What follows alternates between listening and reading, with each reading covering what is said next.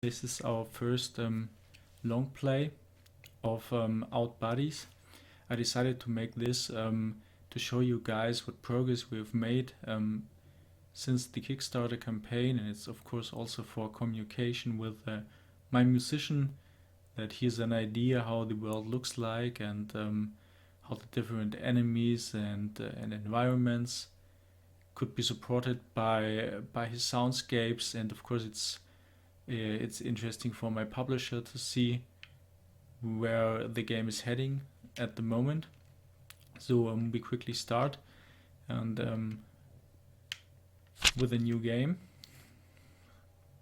So this video will contain a lot of spoilers, so if you're really into experiencing everything yourself, I don't think you should watch this actually. But if you're interested in seeing some bugs and how the processes develop, so it could be interesting for you guys. So here we are in the start screen. It's actually a little dialogue explaining that you're in the sunken city and there's not much more information given. And so you are now hooked to this little helper droid buddy, which you cannot control at the moment. And for this long play I will mute all tutorials, which you can see this little icon pop up here, as when I'm talking it's not very useful if we have this text all the time. You see swimming is introduced in the first room, so we will get in the water a lot. We have a climbing mechanic, which is pretty straightforward.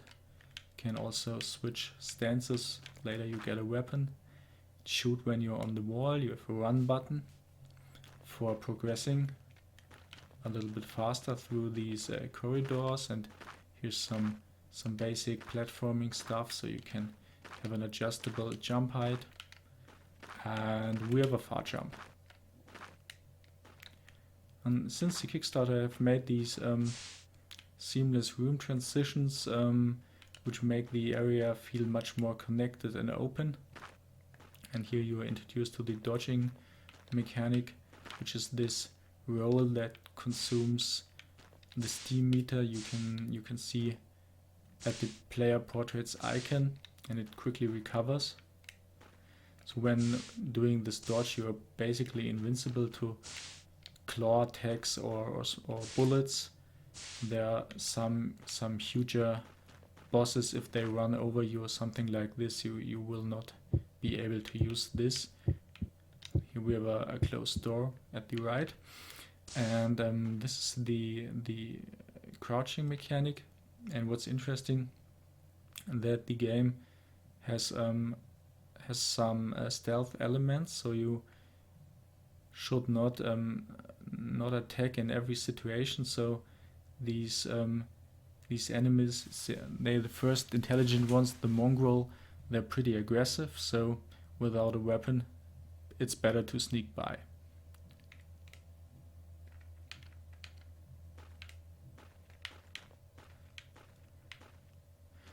Well, fall damage is an optional thing you can turn on in the menu if you like an extra challenge, but it's not default. And the road down there is blocked, and we have to get up there and fetch ourselves a weapon. I've decided to split this video up, so you will see a little cut every now and then, because the game capturing software I'm using is quite sensitive, and if you have these really huge file sizes, it may corrupt in the end, and all the work is for nothing. So little cut here and there.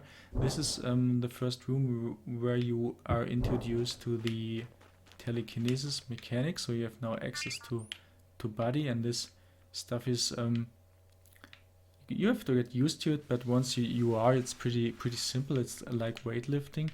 It if the stone is under the droid, it pulls, and once you reach the point where it's at the droid, it pushes. Lightweight lifting, so it's pretty straightforward, and you get a nice feeling of weight for these blocks.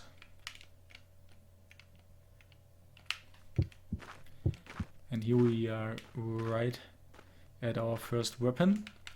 It's a seahorse shaped revolver, which can fire these little plasma things.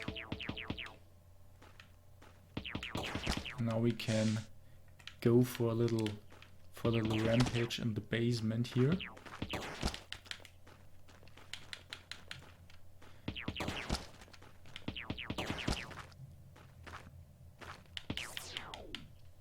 In the water you can accelerate by pressing the steam button, and also can skyrocket from the surface, which is useful in some situations. You won't have to use this often, and we have this wall jumping, which is only possible if you can hook to the wall. If you can also climb the wall, it's not possible on walls you cannot climb. And in this room we have the first safe spot, and some enemies that should not be here. I had implemented those for testing later games enemies, so just quickly move around them, because they should not be in this room. He should. Now I can show you the basic combat loop with these larger enemies. They have a claw attack and try to run at you and hit you, and they also have a bullet attack, which you can dodge or duck under it. And they can take quite a lot of hits, so you will have to use this dodging mechanics to get rid of them and get used to this very early in the game, which is good because you will need it a lot in the later boss fights. The area here at the beginning is actually already open, and we have some branching paths, but I will take the right one for speeding things up. And at our current state we would die anyway if we would go down there or take a wrong path at this moment.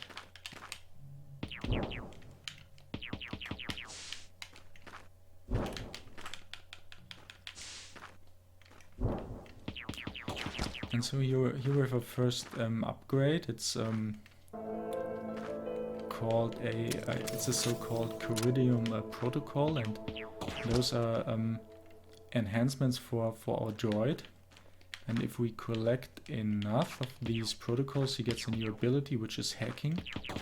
He can hack his parts of the environment and enemies, but for now it's locked, and we will come to this later. So the stone we need to get up here is hidden in the waters.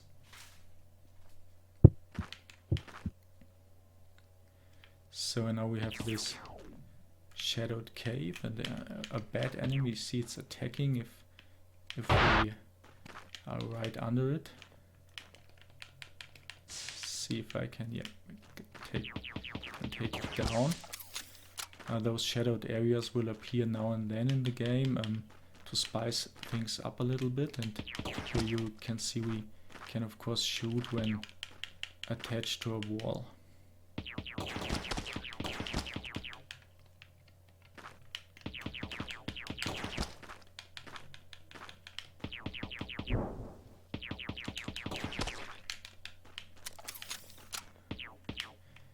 So I just try to avoid those guys.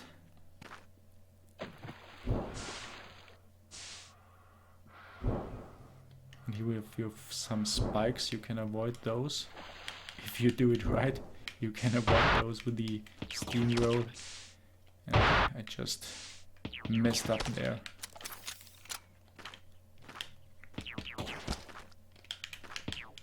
Here's a next thing you will find quite frequently in the game. This is a treasure medal, and it's not explained at this point why they're useful, but you will need them in the later games, so it's good to start collecting now.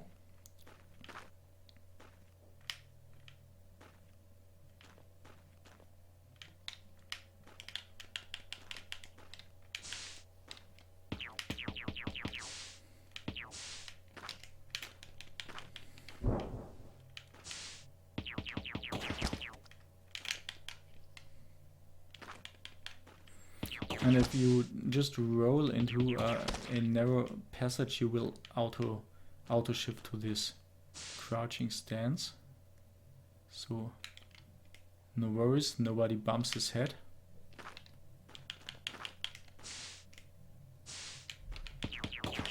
And here we'll get our first upgrade, and now there's a little spoiler alert because I will quickly demonstrate here a weapon from the later game.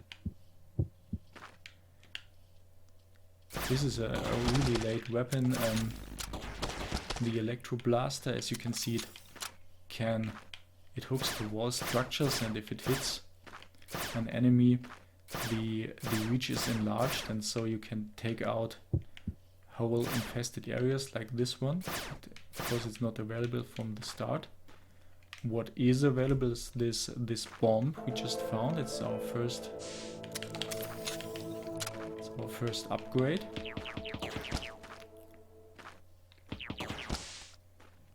And I'll quickly demonstrate the menus as they look now. Here you have the procedural map as the area that has been explored by us now, and here to the right you have our gear, and you see there's different gear parts, and the bomb is already equipped, and we have one weapon without a upgrade for this one, and there's plenty of space left. The game has co-op, which is more like a gimmick at this point, but I think it's quite funny anyway. So you can here assign input devices. So I take the gamepad for the main character and the mouse for Buddy, and so now you see both players can go for it. And it's also important that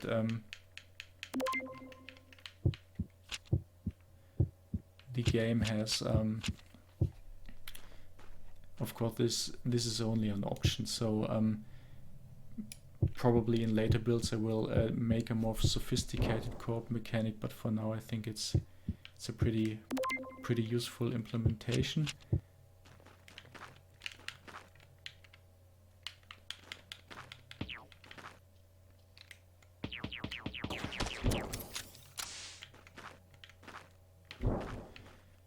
And there's also camera options you can choose. So I for the rest of the playthrough I will switch to a more close-up camera. This is not a camera that can be used in co-op, of course, but it's for recordings, and if you want a really dense atmosphere, it's a cool thing. But it's more difficult this way, of course, because you cannot see like really good what's ahead of you. This is for single player. This is the default setting, and I demonstrate here the scanning ability of Buddy. So if you have these scanner you can check enemies and wall structures. So if you're unsure if there might be a secret hidden, or if you're unsure how to unlock a door, you can use the scanner and get some useful information about that stuff. So I wanted to avoid that you have to jump on every wall and do a really lot of trial and error. So this scanner is a little quality of life feature. And I just used my new bombing ability to get through this hidden passage. And now we are up again.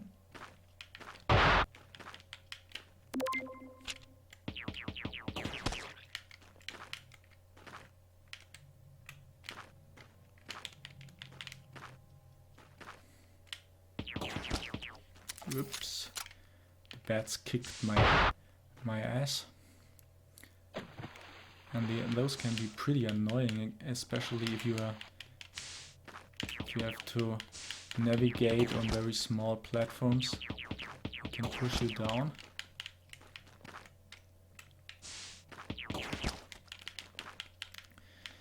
And this is a part of the tutorial section where the scanner is actually explained the first time to the player, so you can see this door is locked by some kind of mechanic. You don't get through it, and this is a movable stone. You can also scan it, see that it's movable, and you have this switch structure, and it's clearly indicating what you have to do here. Let's put this thing down and the door opens for us.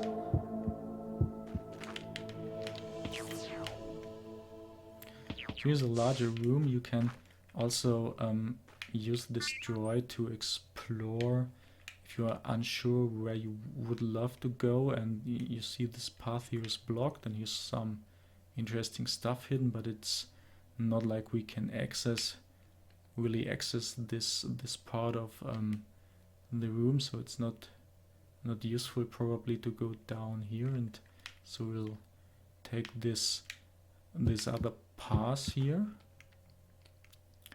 and yeah, we have this mongrel, and it's always useful to check if some stones are here, because you can actually crush these mongrels with these stones, and it's pretty useful actually.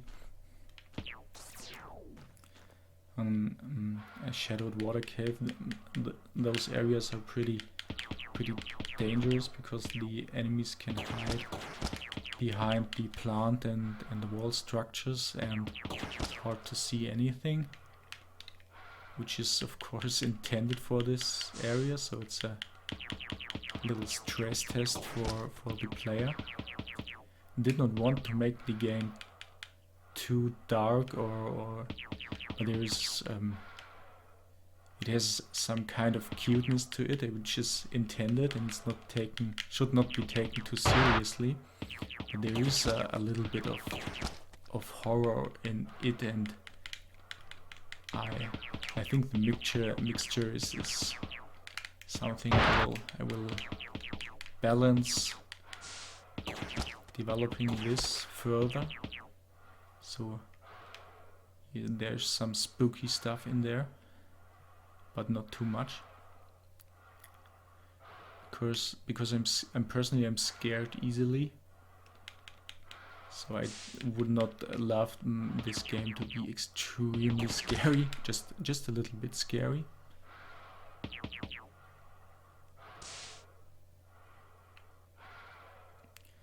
So this is a pretty huge flooded cave here.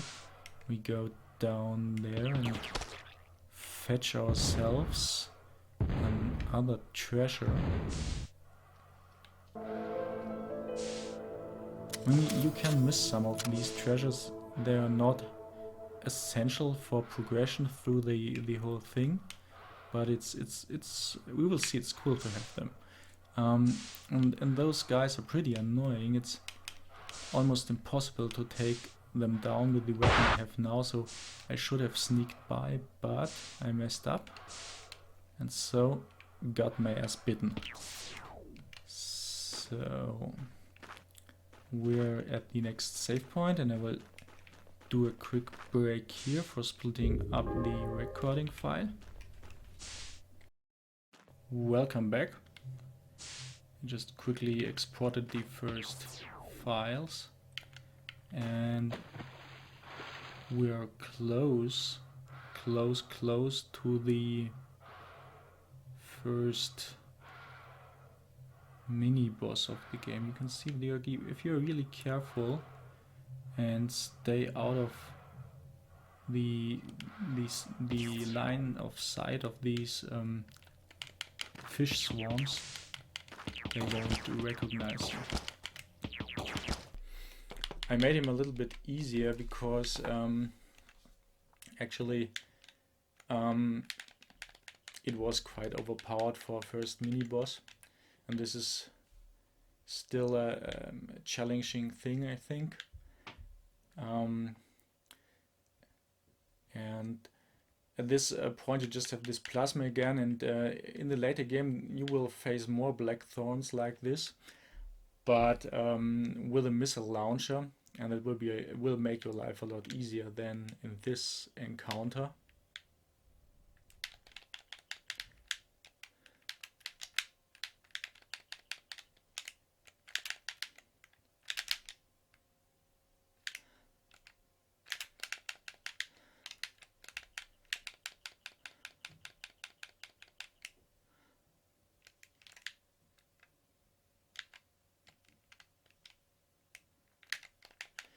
So a good basic thing for this enemy is just to try to block his acid attack by standing under the platform, and when he attacks from upwards, he will be quite safe under these platforms. But the boss is done, and as you can see at the map here, the room on top has already been visited by us. So we'll go back up here, and here we are in this little chamber, which we have already seen before. We got a second Curidium protocol.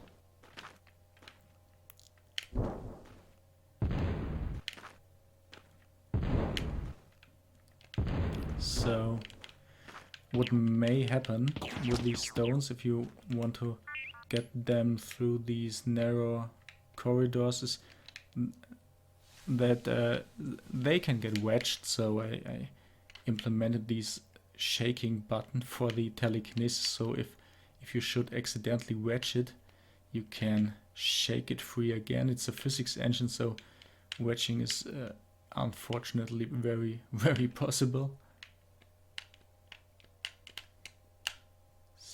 So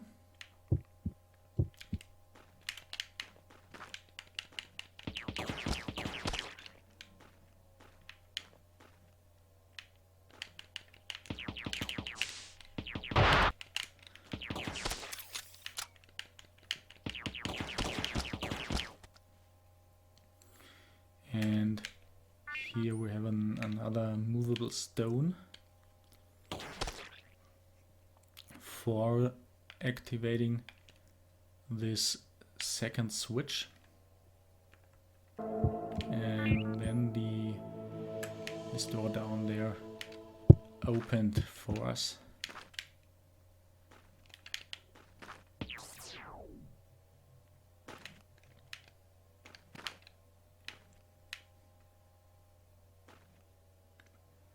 So here I'm trying to use the shit.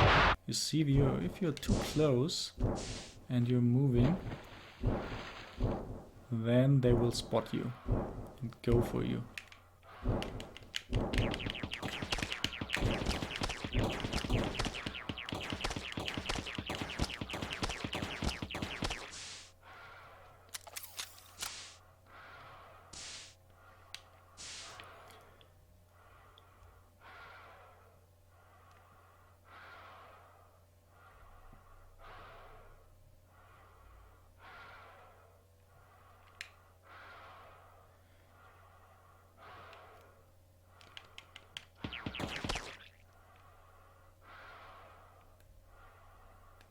We'll just carefully try to avoid all of those nasty crawlers.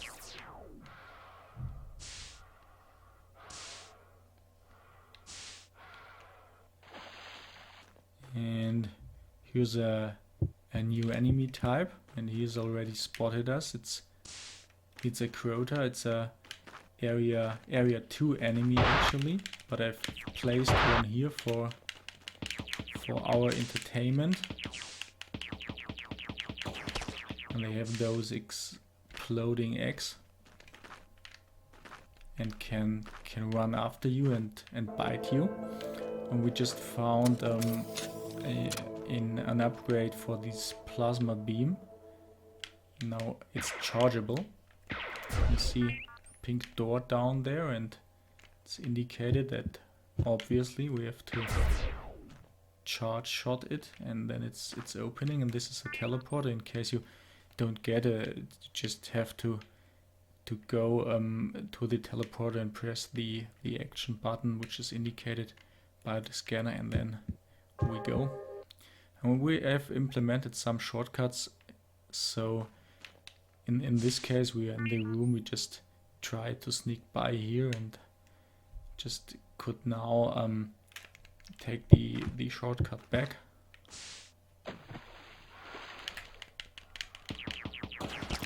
By the way, you can strafe underwater by holding, if you use an Xbox gamepad. The controls are fully mappable at this state. But these are default mapping is if you hold the right bumper, it's the run button and strafing button for underwater. Looks quite funny. Nobody can swim like this, but in the end it's a game, so who cares? It's pretty useful.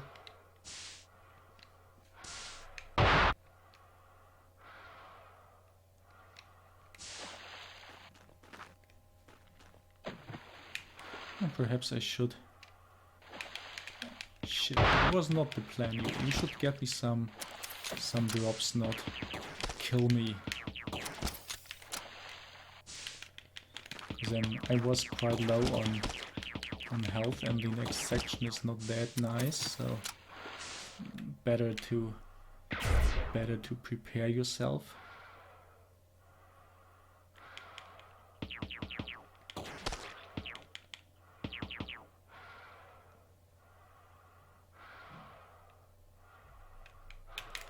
Oh, he got me. God damn it.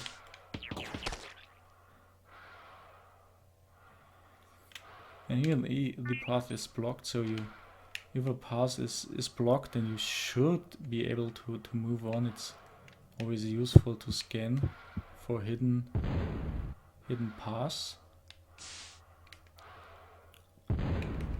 Like this one.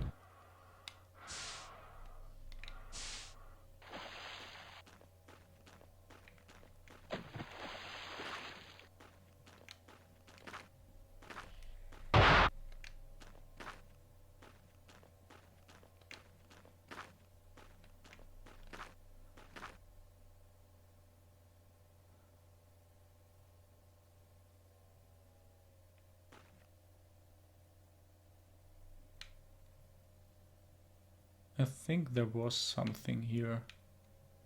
Don't know exactly. I think I had an enemy here. Oh yeah, here it is.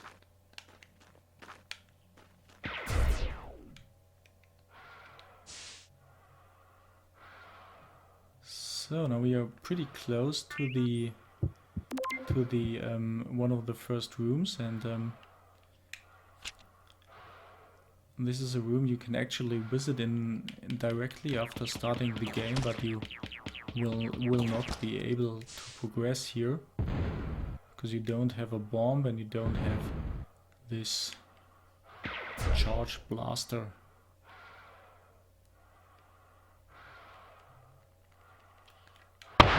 Should be more careful with those dudes. So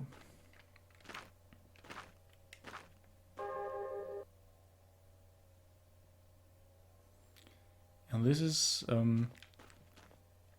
the end of the second part of this playthrough. We have just found the Wozan village, and those Wozan will play a pretty big role in the game. Actually, Outbuddies has a very deep story, but it does not have much dialogue, so I really try to tell the story through visiting different environments, and there's some dialogue in before the boss fights who explain stuff, and some NPC characters.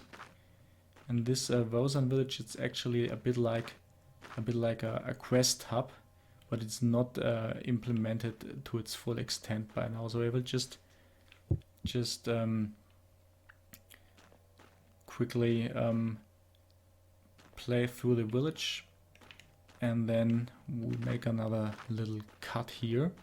Just activate the dialogues again. So you see, you can already talk to some of the NPCs here. This is the eldest Wosan, which tells you that this is in development. It's not very much information given, and he tells you they have a problem with their power supply, which is quite obvious because these doors are locked, and probably we should try to get behind this issue. I think he was up here. And this is one of the game's main NPCs, the Wosan mechanic.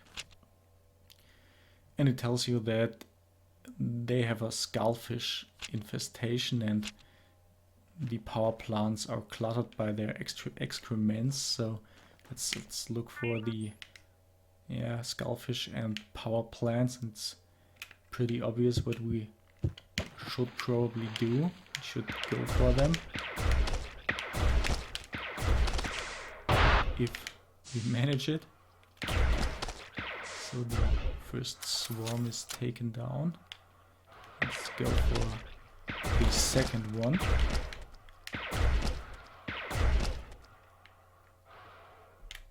They're not that smart. They have a little swarm AI, but I think could be a bit better.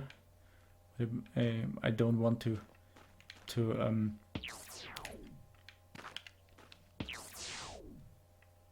put too much load on the CPU for fish path finding, something like this.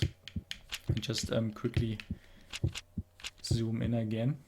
And so here's a locked teleporter. It's not, I'm not able to activate it yet, but here's an important, very important path,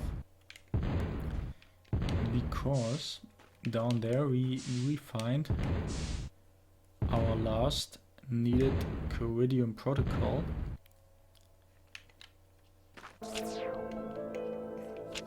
And now Buddy has its hacking abilities available, which we will need soon. Just get rid of this debugging interface here.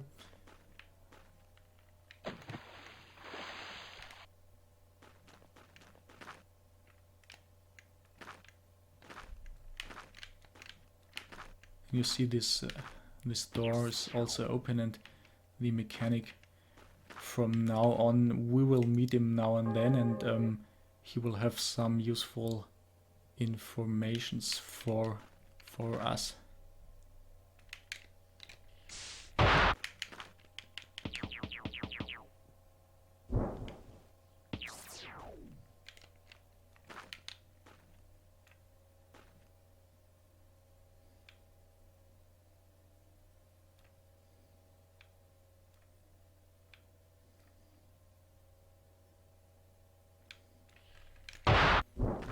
So that was not as I planned it to be.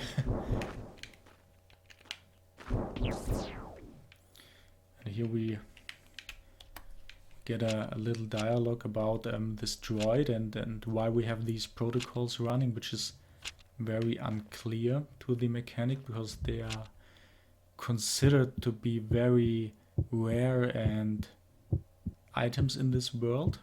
So it's unclear why we find so much gear. The progression of the main character in the game will be integrated in the story, and the cause of all of this and why you are there and why you find all this upgrade stuff is explained throughout the course of the game. And here's a tutorial how to use the Buddy hacking abilities, which I will quickly explain. So it's useful to scan enemies, and you can see certain enemies show these little dots, which is indicating their hacking level and what you can make out of them. And this one can be turned into a platform. This one not, so it's not hackable. This one not too. And then you have this circle-like structure. At the moment there's only one protocol running, so it's pretty easy to choose the right one. We have only one, but it will be more complicated in the later game. And now we have turned this one into a platform and can easily progress over these spikes.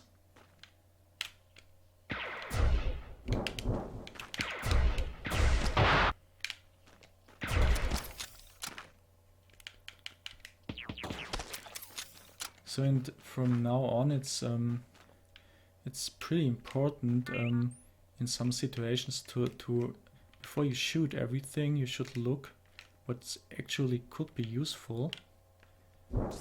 And if you accidentally kill an important hackable enemy, just go out of the room and re-enter, and then of course it will be there again.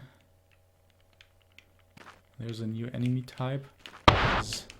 These nasty laser puddling mask, and we'll use this one too.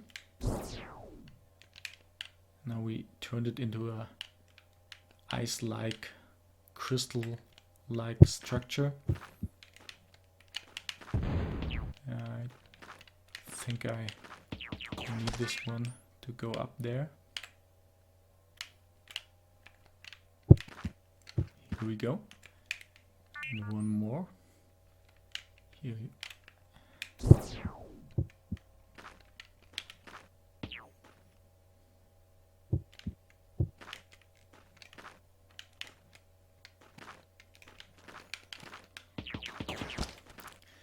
And you can use Buddy to fetch yourself those enemy drops in case you miss out and they roll down.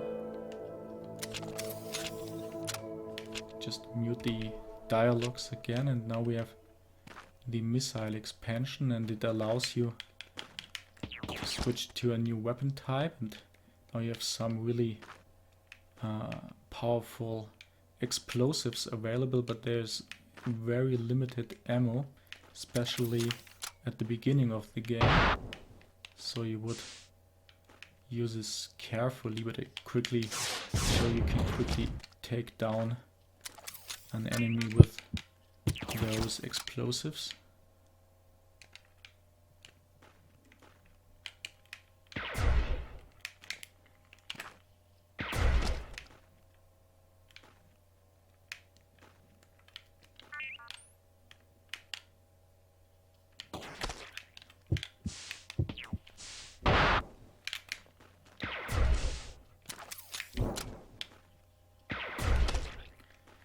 And here's our first red door, so we have to use missiles here, and in case you already fired all of them, there's a little backup hidden here, because I think most players will have spent the missiles when down here, so you can reload here.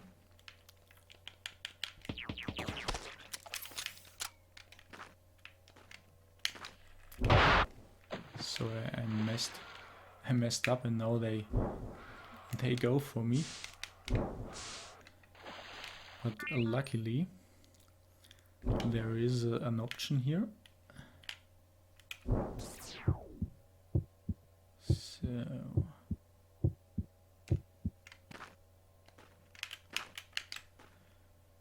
and so you see, it's always possible to, not always, but it's often possible to have some options to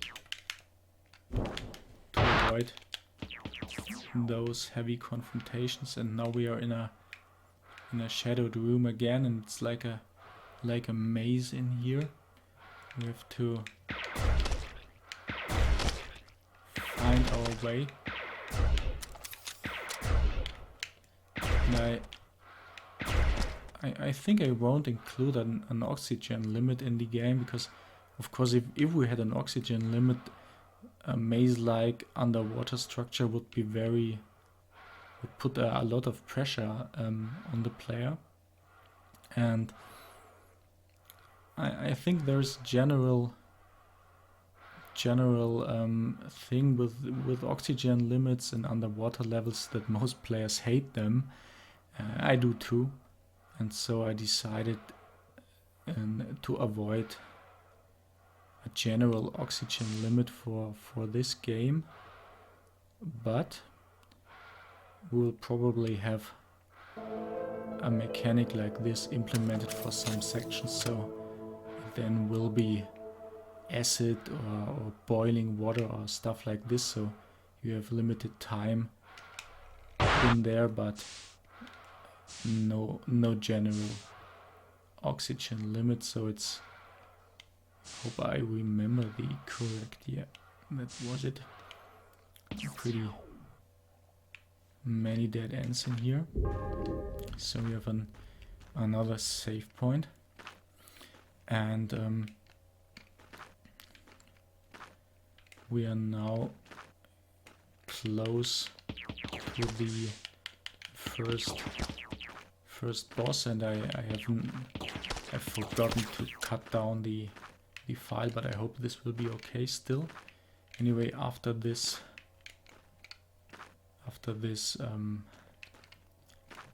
oh, we could cut it here, so we cut it here and return in a minute.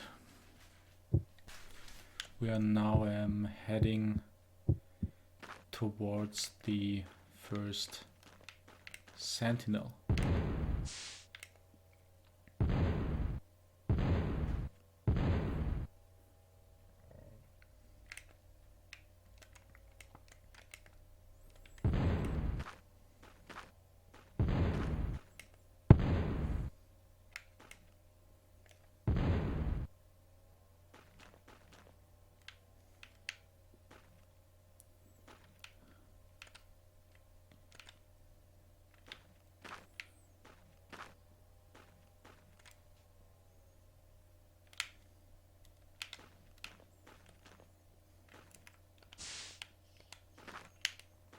We can get those missiles back and refill our tanks, so fully equipped. And there is already a spooky mountain of skulls, and this thing is the cause of it, so I got the dialogue running again. And he's introducing himself, and some of the story is revealed, so we don't know much at this point yet. So this thing is basically a giant gut, and you can spit this acid attack at you, and here's a claw, and the strategy for the first part of the fight is to move around those platforms and try to avoid the claw attacks as often as possible. So I see I'm not doing too well here.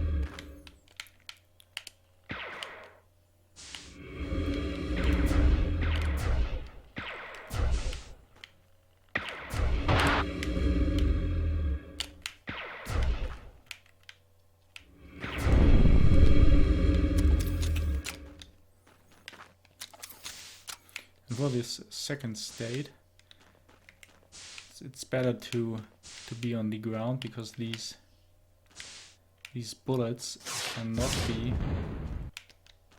held back by the wall structures, and so you have to try to avoid them somehow else. So we already did it and can enjoy a little fireworks here.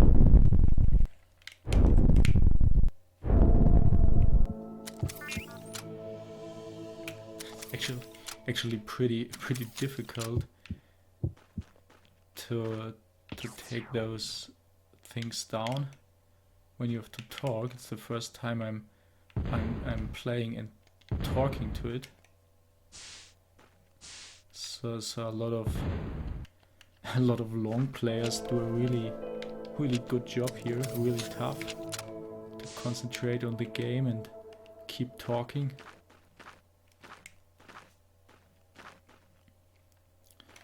So we are now heading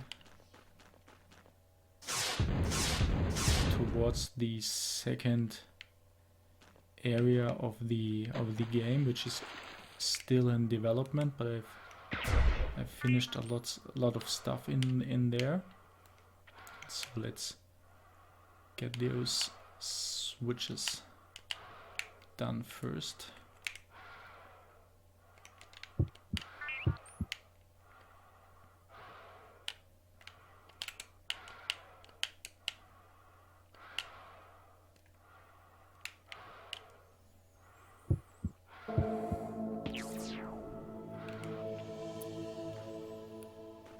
You see the tile set has changed now, and we are now heading into some very central rooms of the game. Just quickly show you what's down there. It's a little shrine, and you see the first boss. The first boss egg has opened, and nobody knows what's down there. Probably nothing good. It's always like these games always have the best things down on the map, and if you go up there, just quickly show the connections. You have a teleport and you can actually get back into the Vozan village from there, which is right next to our spot, and the Vozan village is hidden, so it can only be accessed through teleporters. And as I said before, you will return, get some additional stuff to do there. So this thing here is pretty annoying, so just have to have measured it wrong. Can get it from here. So we can safely move up here. Some more Crodas, which I don't really want to meet at this point.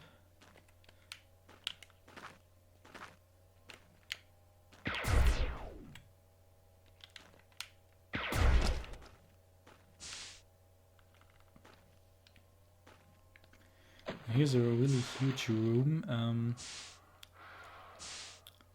which I will quickly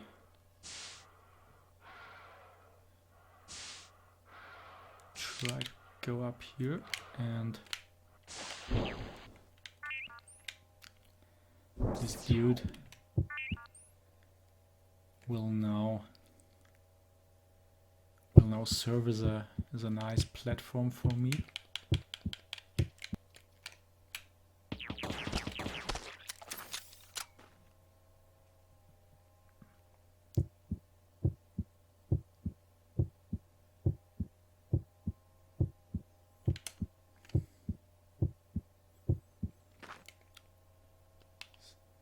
So you will return to this room, and it's a room with a very important part for the end game, because up there is, as you see, we could go up there, but we'll not do it for now. But we have this great portal here, which is not active at the moment, and nobody knows what it's for, but we will uncover its secret later. Not in this video though. And so we go back up here. These snails somehow replaced the crawlers from the first area, and now speeding things up, because I just want to show you another mechanic. This is a weapon you get in the later game. We have already shown it in its normal state, but if you charge it, you can hook to wall structures. Of course, you're not invincible in this state, but you can travel through areas pretty quickly. And I will use this for now to get back to where we came from a little bit faster, because at this point of the game you actually have to do some, it was not intended, you actually have to do some backtracking. And the area is much more opened up at this point. So in the in later builds you will have more options to visit different areas from this central rooms, starting at these central rooms, and the player will likely get there will be more options at least to get lost, which is, I think, a very important point for this kind of game.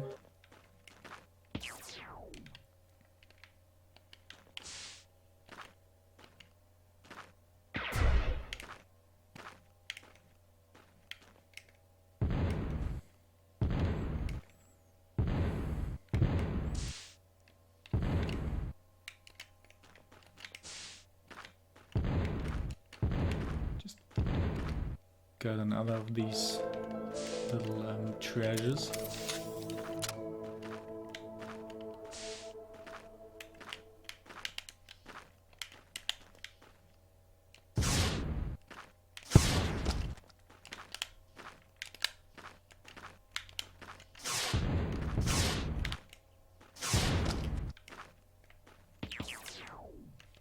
So we cannot make this jump, and so we have fallen into the irrigation system of Balam. And let's see what's down here. See, this area is a lot more claustrophobic, and we have very tight vegetation. It's very, very gloomy.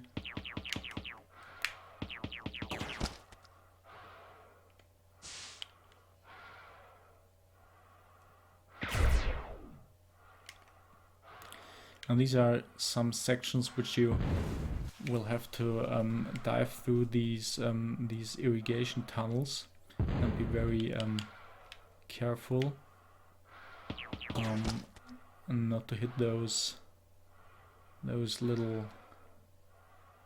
nasty snails here, which are located everywhere.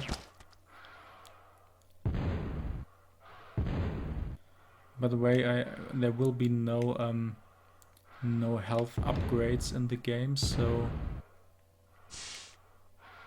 the main character will stay quite vulnerable. Like you really have to be careful and read the boss patterns and the enemy patterns. It's like if you just standing there and shoot everything, you will be dead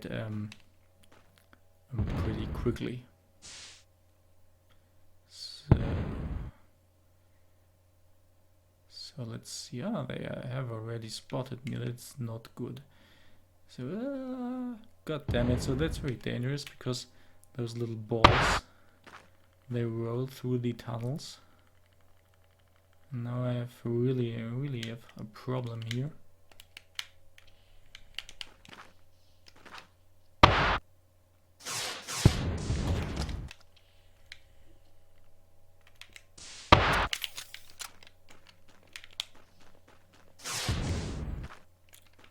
So you can see my missile count is already pretty low, so you will not be able to use these missiles all the time.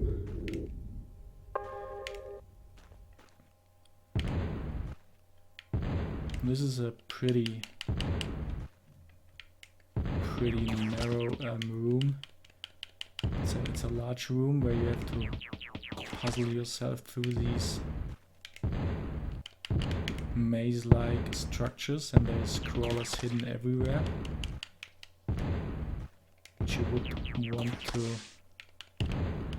shoot from a good angle and avoid them dropping on you, or just if they come very close, it's difficult to shoot them.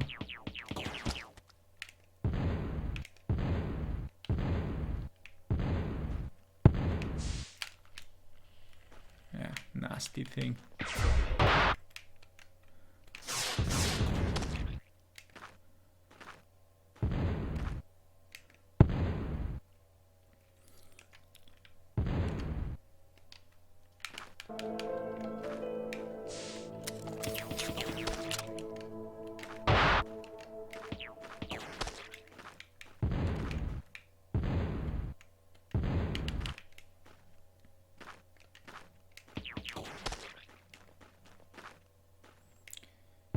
So we've nearly done it. So it's, if you look down there, we have a switch here, and so now we have to get this thing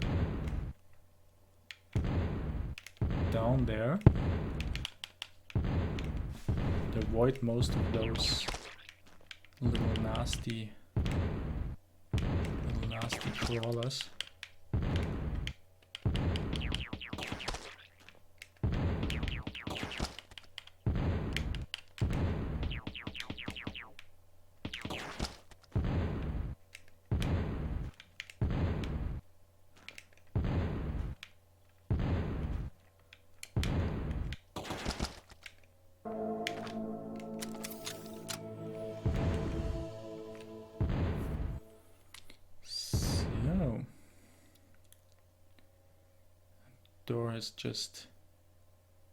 Door is just opened on the right side.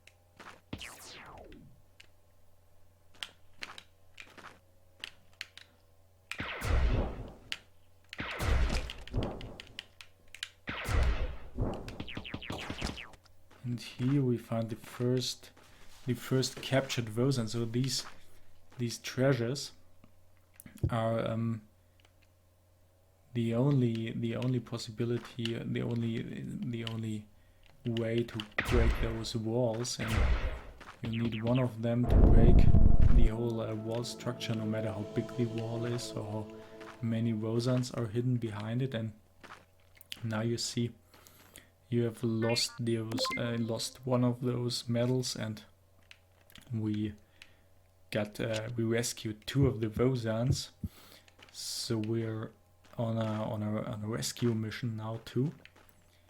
And the background of this will be explained why these Vosans are captured, but not yet. Why are those things here? They should not be that close at this entrance.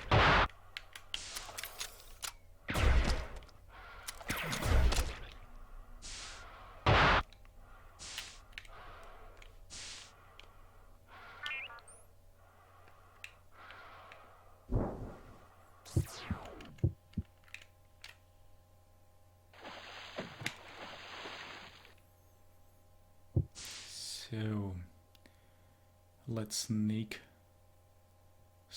by.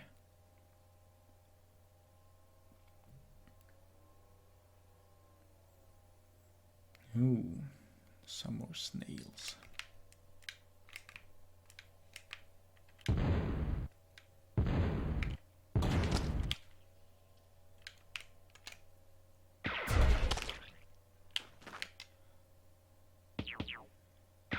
Come on.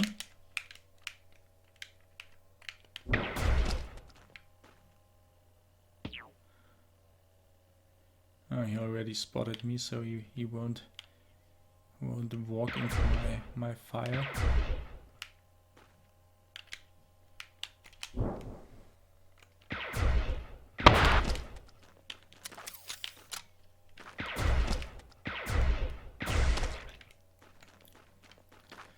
And to constantly look for those Ceridian protocols is very important, because you will need to update your droid constantly to hack the enemies of the later areas, which is very important. So if you miss too many of them, you will have to backtrack and you'll have to backtrack and look for hidden spots, but they will not be hidden extremely difficult. Not like, because they're quite essential items, so normally you will be able to spot them and find enough to progress.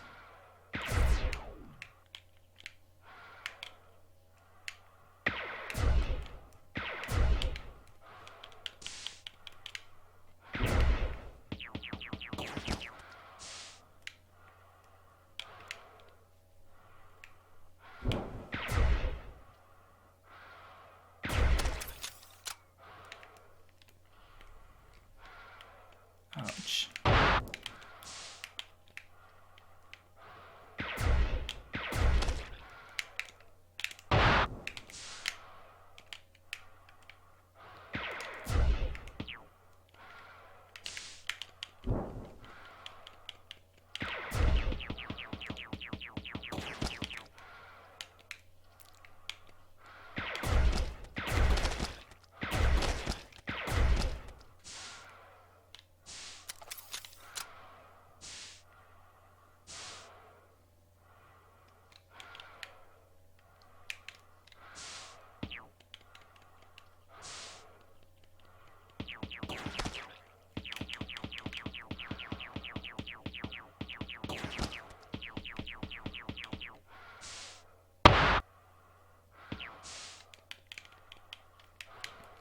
So I will not show all hidden items in this long play, because it would take a lot of time to go into every spot. There's more stuff hidden than I've shown so far.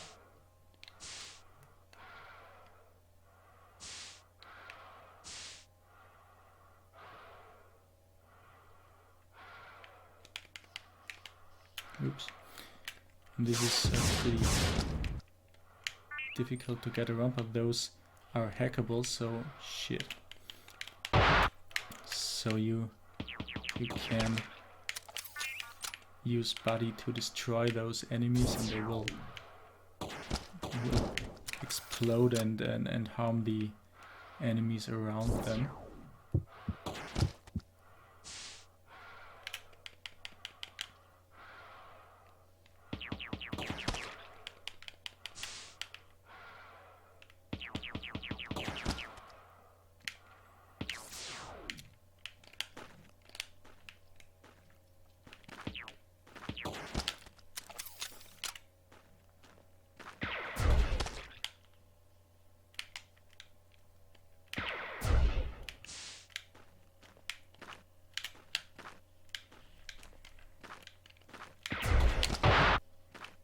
I've taken them down, and we have just one stone and then 2 switches, and so we have to look for other stuff, and it's always good to scan this environment. So you see there's a hidden stone in those dudes. We have to get rid of them first.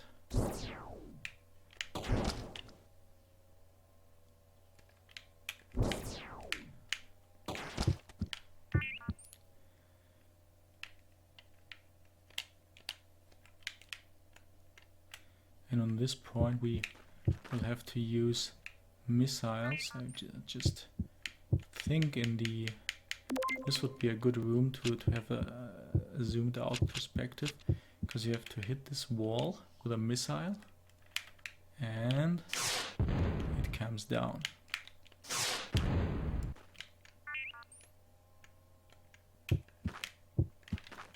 Just switch back.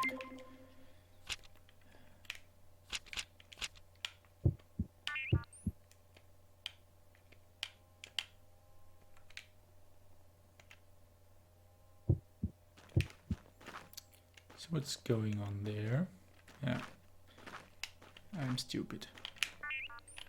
That's the cause of trouble. Being stupid.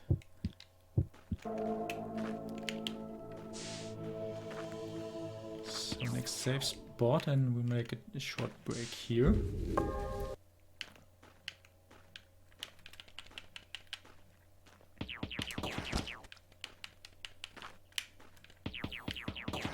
So how many of them will come up here? That's... oh, a quota. And this time I got you.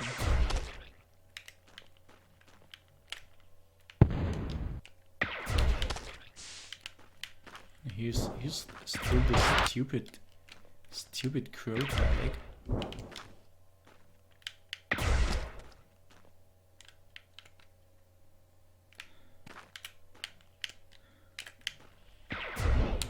Damn it. Get a missile.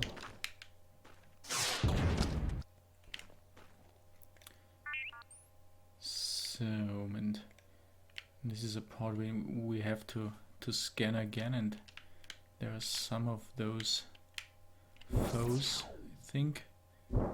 It's another one.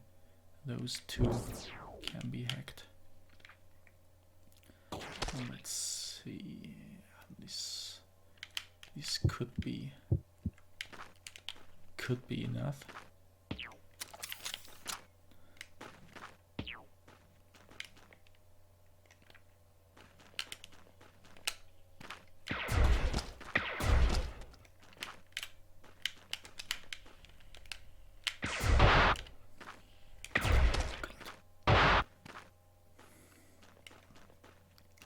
So we have some branching path here again, and we'll try not to take the wrong one. This is a pretty infested spot here. Don't know exactly how it comes.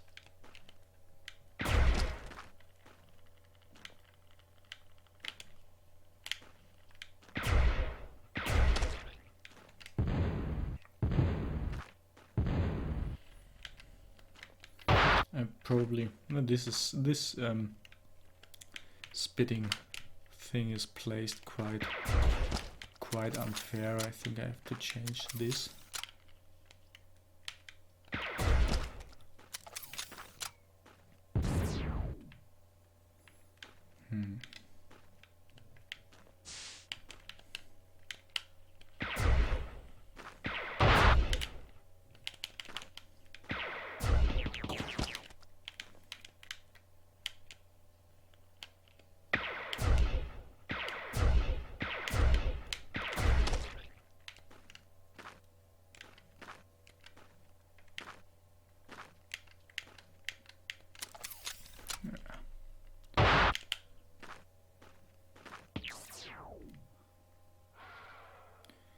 So now I really have to be careful because I'm low on health. Oh shit!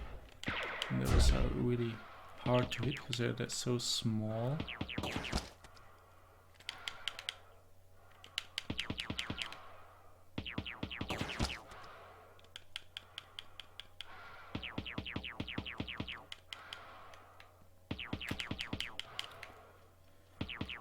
So we're another switch, and over there is another entrance. It's this room. There was a connection in the upper corridor which we did not take, and then we have to activate it, and it's blocked. So not anymore. And all of those are actually hackable.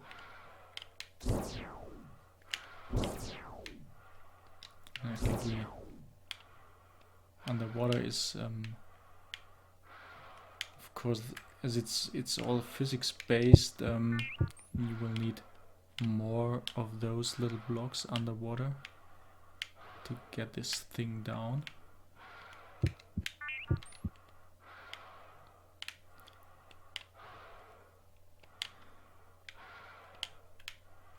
It's quite slippery. Yep. And that is sufficient.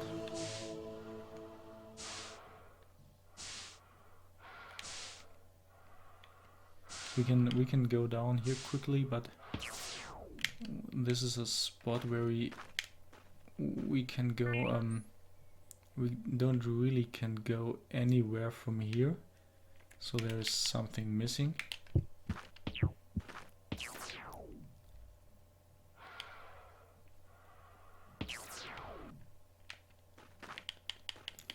You probably have recognized by now what the armor color of the main character indicates his health status. So now it's flickering red, we are in trouble. We now have to be careful.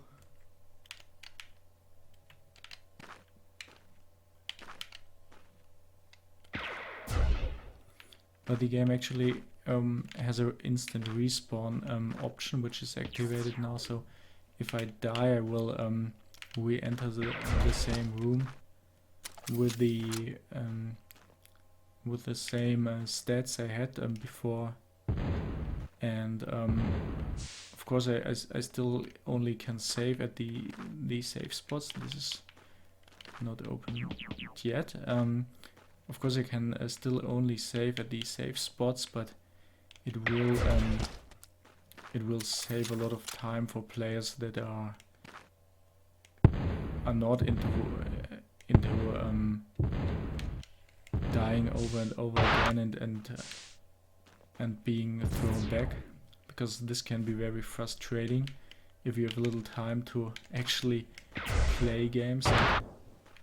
I know, because I'm doing this part-time and I'm also a dad, so I'm pretty low on time always, and so I personally I didn't care when I was younger, but now I really hate it when I have to redo things over and over again, and so I made this game to be accessible for the casual player too, although the difficulty is not that low. I think it's a pretty difficult game.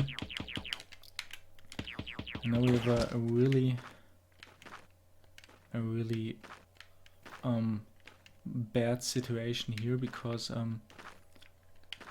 there will be waiting something for us down here, and we are very low on health. So I think I will go back, and I have to grind a little bit to not die on this boss. And if the grinding is not successful, we have debugging controls. But let's see if we can manage it the regular way.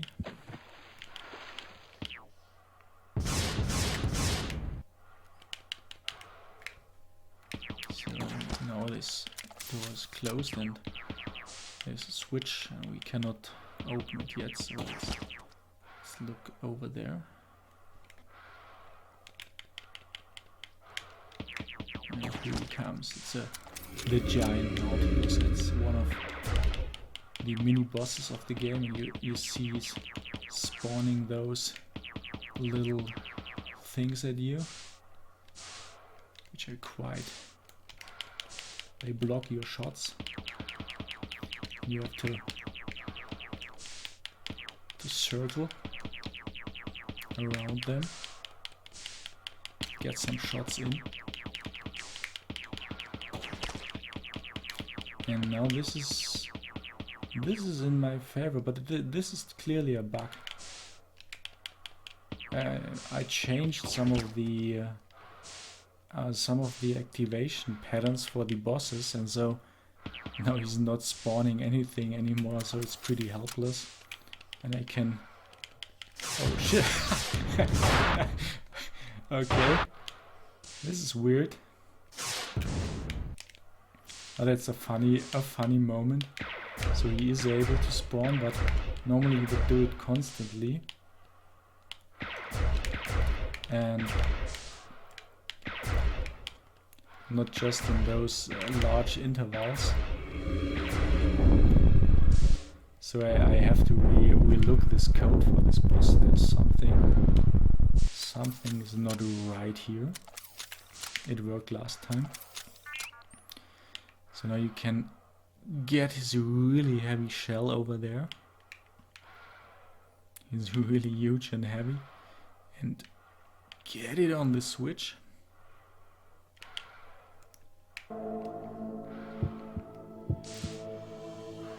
And now we are out of here. Out of this mess again. And this room also opened. It was closed before. And we are right away on the way to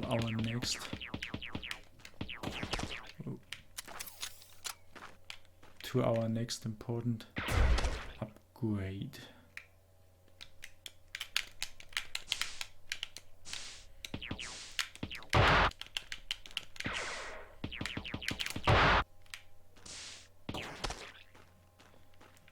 If we manage to get there without dying.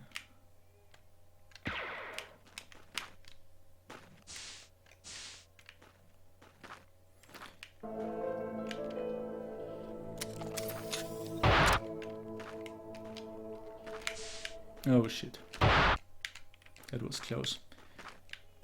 So we now have the double jump boots, and they will allow us to activate the safe spot.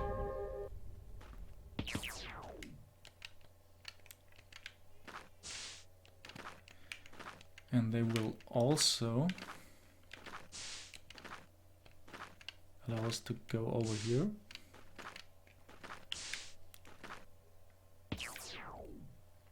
And now we are back in this room we have already visited before, at this spot where it was not possible to go up here. Now it is. I just quickly grab this little treasure down here.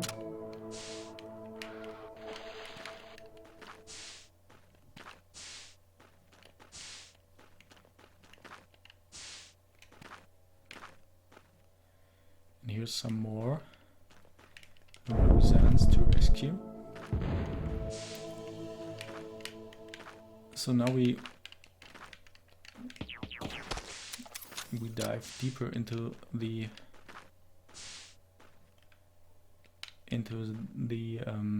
cenote, into the second area, and not everything is finished in here, but the next rooms are all ready, so I can still show you guys some stuff.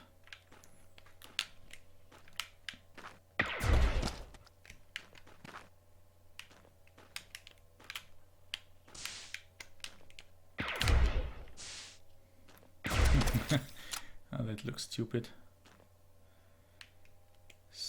So here's a situation where we'll have to use our stealth mechanics, because it's impossible to cope with all of these and they will kill us. So let's see if I get a window. Yep. So if they are this close, you really you should not move, because they will spot you.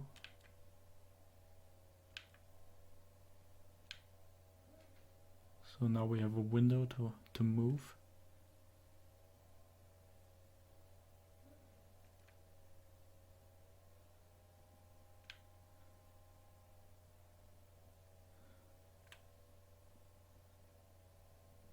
They have a small AI, these enemies, and they look out and change directions and pause their movements, and so they're not just going left and right, and they react to different things like sounds, and of course you being, so like this one should spot me. We quickly jump down here.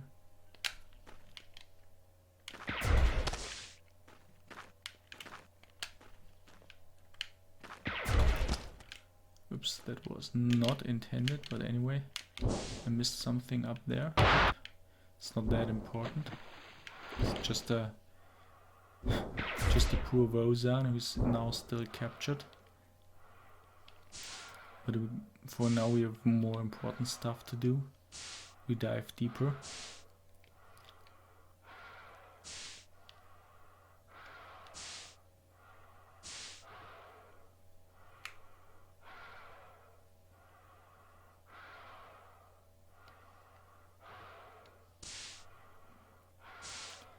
And we are on our way to the next major upgrade in the game, the next weapon type. So, really nice weapon, which is the bubble beam.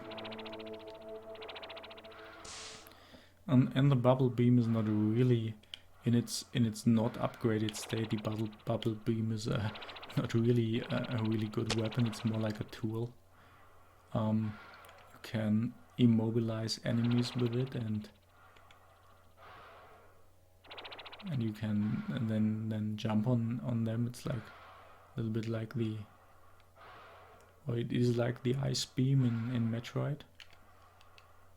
So you can. But this beam nearly takes no health. If you un-ice an enemy, it gets hit, but it takes forever to kill an enemy with it. But in its upgraded state, the bubble beam can be pretty useful weapon. But we don't have it right now. So let's go up here. Forgot that we have the double jump. Yeah. So it's like I can show you the mechanic. So you can now bubble those enemies and use them as platforms. And yeah, pretty useful. Just will dive down there because there's another. I think there's another. Yeah. Another protocol hidden, and as I said, they are very, very important to get all of those, or nearly all of those.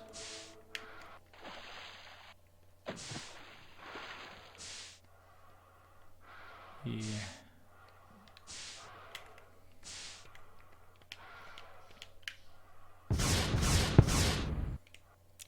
One more safe spot. And I think the area, there's a couple of more surprises already developed, but I think I will make another pause here and stop showing the second area for here. So now we have just entered the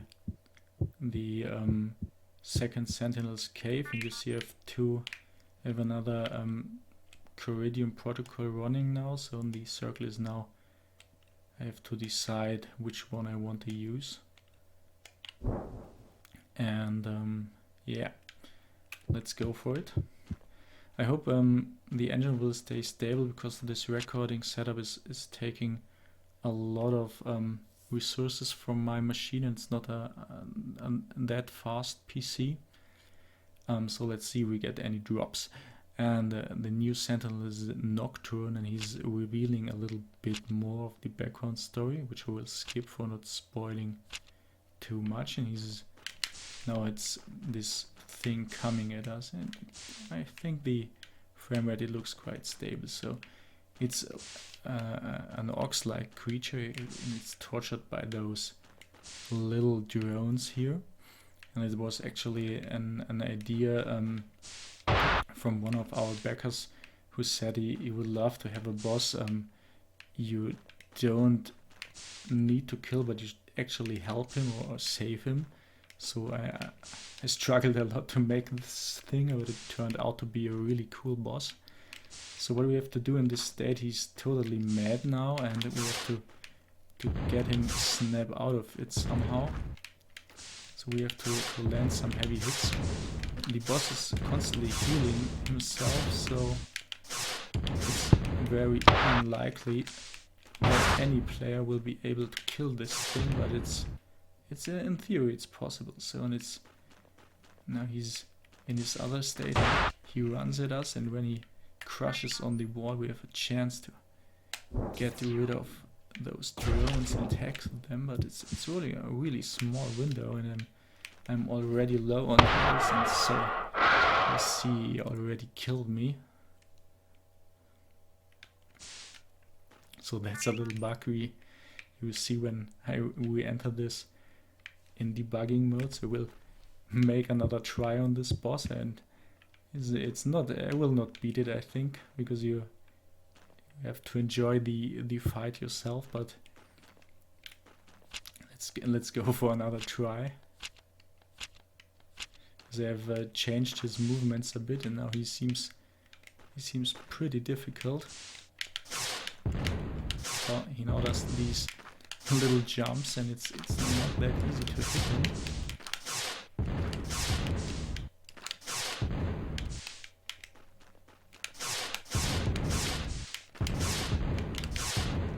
So now we did it. Come on.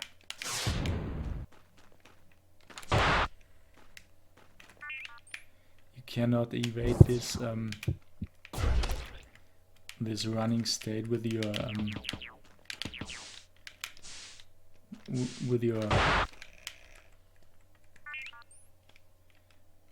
dodge. So you really have to be careful when he's coming at you.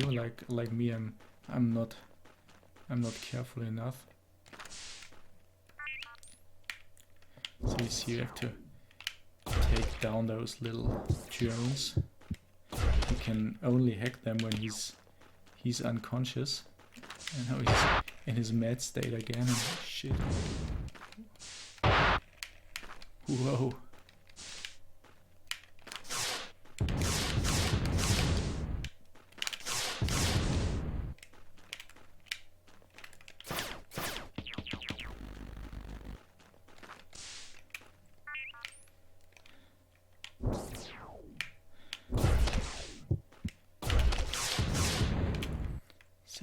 So let's see if I... Oh shit! He got me again. So you see, this boss will be quite a challenging thing, and so I think this is a pretty nice window to close this, because you see there is no room on the left of the cave, so the game just crashed. But I hope you enjoyed this playthrough, and leave me some comments of what you think, and I will continue to update you constantly on the Kickstarter page, and you can also look on the website, and we're a page on IndieDB, and I have also a Twitter, so it would be cool if you connect with me and give me feedback on the game. And thank you all for your support, guys, and see you next time.